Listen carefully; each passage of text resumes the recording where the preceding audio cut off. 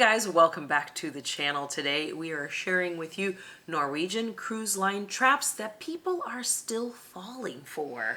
The biggest trap, Norwegian has the biggest trap of all, which pretty much everyone falls for, and it's their free at sea promotion. It's probably been pretty good for them because everyone falls for this. There is no such thing as free at sea where you're getting to pick 4 free things.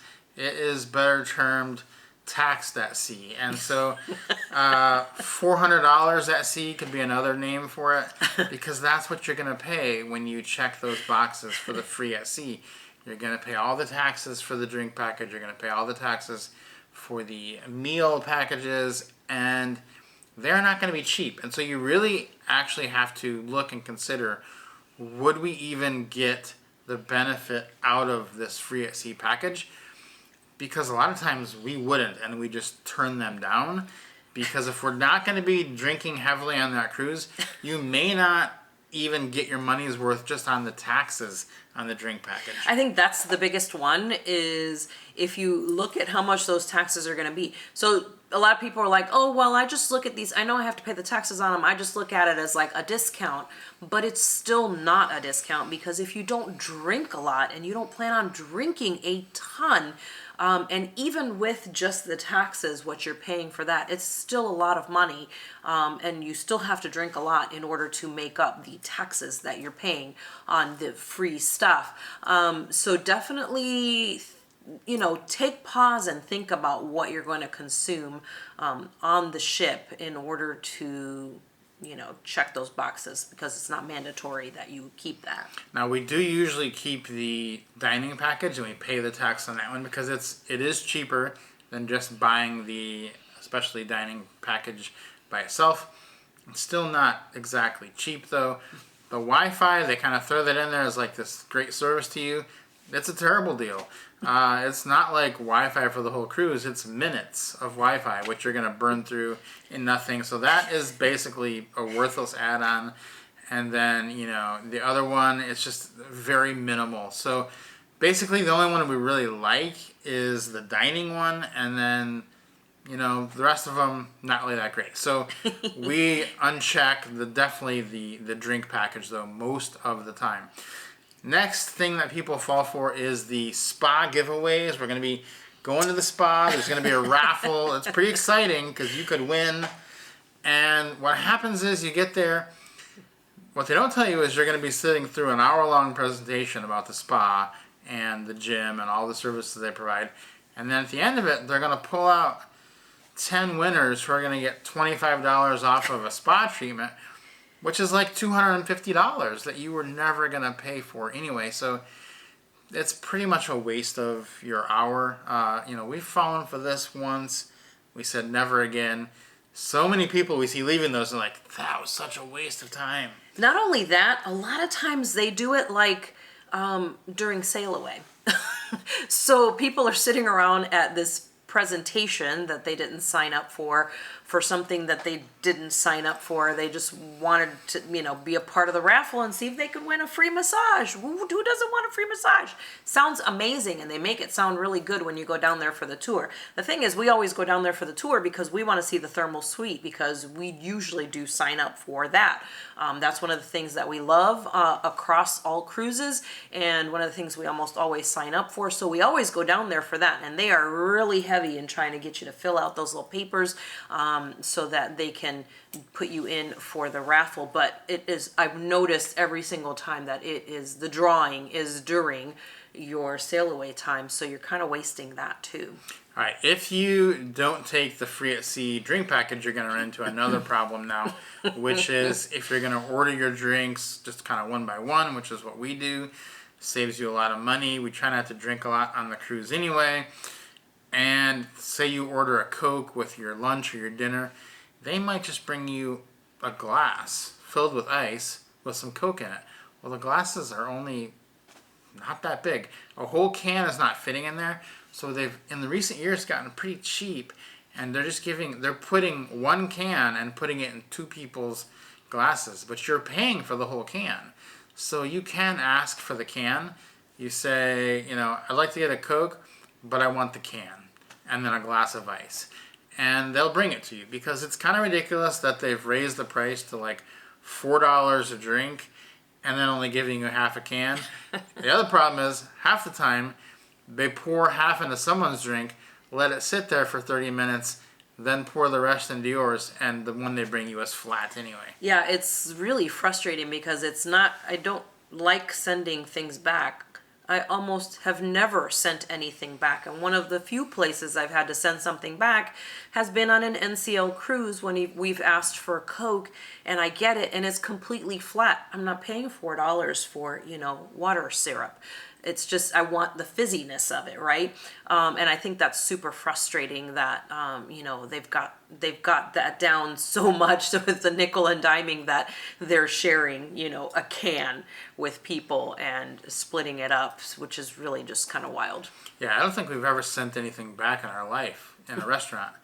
Only on an NCL cruise we've sent back Coke. It's crazy. So it's crazy. Yeah, that tells you the state of how that is. Next one that people are falling for is the extra tip line on your bill. So you get on the cruise, they want you to prepay these gratuities. You're paying already per day, both of you. Then you're going to order a drink or whatever it is you're ordering, and there's going to be a tax on that. And then they actually bring it to you, print off the bill, and there's a line for you to write in an additional tip. And that seems like overboard, especially on something like a Coke. So if you're in, a restaurant and you want to tip somebody extra, sure, we've done that before too. But I don't think you should feel pressured into putting extra tips on bills where you're already being taxed or tipped twice. So it's like a third tip on whatever service that you're buying. Exactly. I was pretty astonished to see the word additional tip on the bill. I was like, when did they start doing this? Additional tip. I'm already tipping and now they want me to tip twice? Like, I don't understand. And like you said, I get, doing something extra for somebody who has gone the extra mile, but when the company's having them split one can of Coke between two people, I don't think that, there's an extra tip involved in a simple transaction like that. Yeah, and if you're from America watching this, you do have to understand that in America, we are the biggest tippers in the world by far. We've been traveling the world a lot, and basically most of the world operates on either a 10% or a 0% tip rate.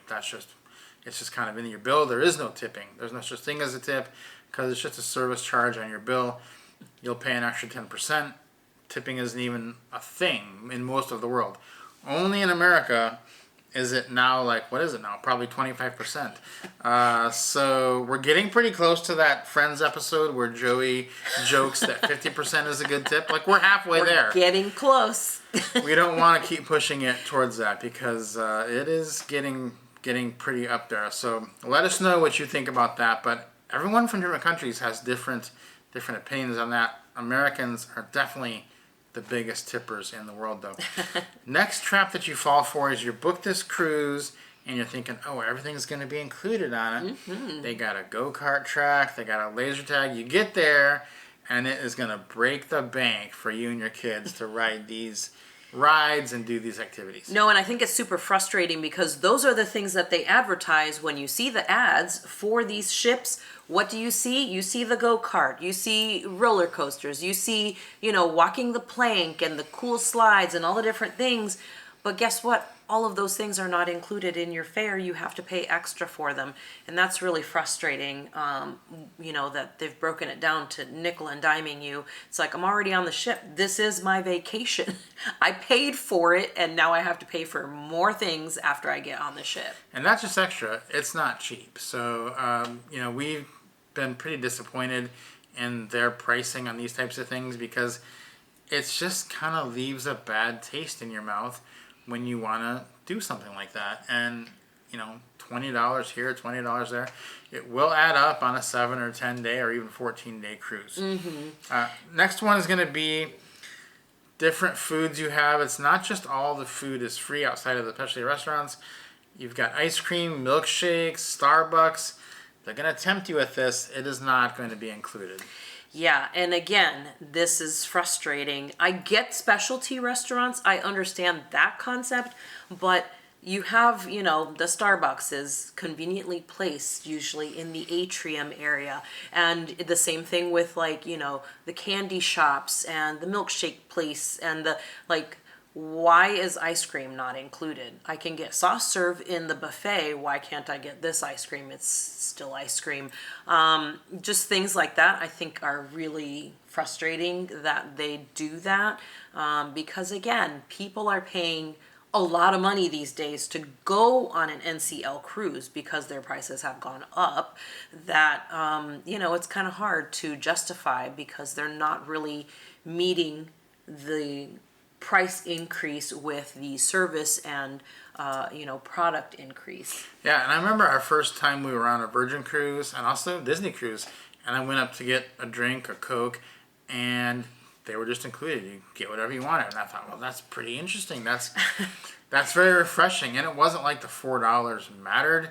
It was just nice to not have to find someone and flag them down to go get me a drink from the bar and then have that take 5-10 minutes. It was nice just to be able to get your own drink. It wasn't even so much the cost of it as it was the convenience and the annoyance of just having to know that you had to go through that and pay for it every time you wanted to get a drink. Yeah, because sometimes you're sitting in an area, we're sitting around, on the sun deck or whatever, reading, and then you want to get a drink. You go up to the bar and you're like, oh, hey, can I get a Coke? And they're like, oh, I don't have any cans. You got to go to that bar over there. And it's like, okay, so I got to trek half across the ship to go get something. And, while if you're on one of these ships where stuff is included, you know where it's at, you go get it yourself and you're good to go. You don't have to trek all over the place. Or, like you said, try to track somebody down who can go get it for you. So these are our kind of things that we've decided that these are the traps that we have fallen for. What are some other ones that you have fallen for? Let us know in the comments. Or maybe you don't think these are a big deal. Let us know that too. But these are the ones that we think are the biggest deal on NCL. All right, guys, don't forget to subscribe to the channel, give us a like on the video, and we'll see you next time.